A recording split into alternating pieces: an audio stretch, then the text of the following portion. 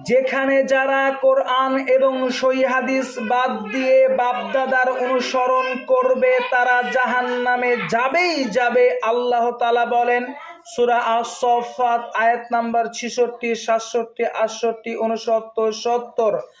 তারপর তাদের জন্য তথায় থাকবে ফুটন্ত গরম পানির মিশ্রণ।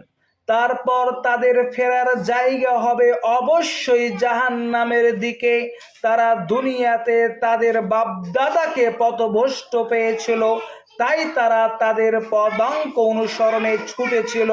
অবশ্যই তাদের আগেকার অধিকাংশ পথভ্রষ্ট হয়েছিল, অথচ আমি তাদের মধ্যে সতর্ককারীদেরকে পাঠিয়েছিলাম।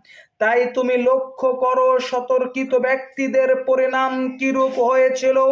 ওদের মধ্যে কিন্তু আল্লাহ একনিষ্ঠ দাসগণ ছাড়া যারা আল্লাহকে একনিষ্ঠভাবে ভয় ভীতি নিয়ে ইবাদত করবে তারা কখনো পথভ্রষ্ট হবে না। তারাই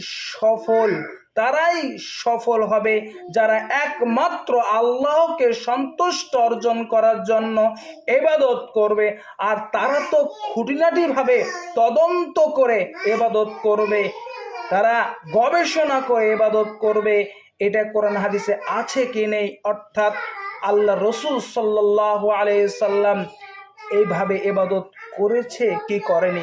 অবশ্যই তারা সফল, তারাই হবে জান্নাতি যারা কোরআন এবং সহিহ হাদিস দিয়ে জীবন গড়বে, যারা কোরআন এবং সহিহ হাদিস দিয়ে তাদের জীবনের আমলগুলো যাচাই করবে, তারাই সফল। আর যারা বাপদাদার রীতিনীতি মেনে চলবে তারা জাহান্নামে যাবেই যাবে, তারা জাহান্নামে যাবেই যাবে।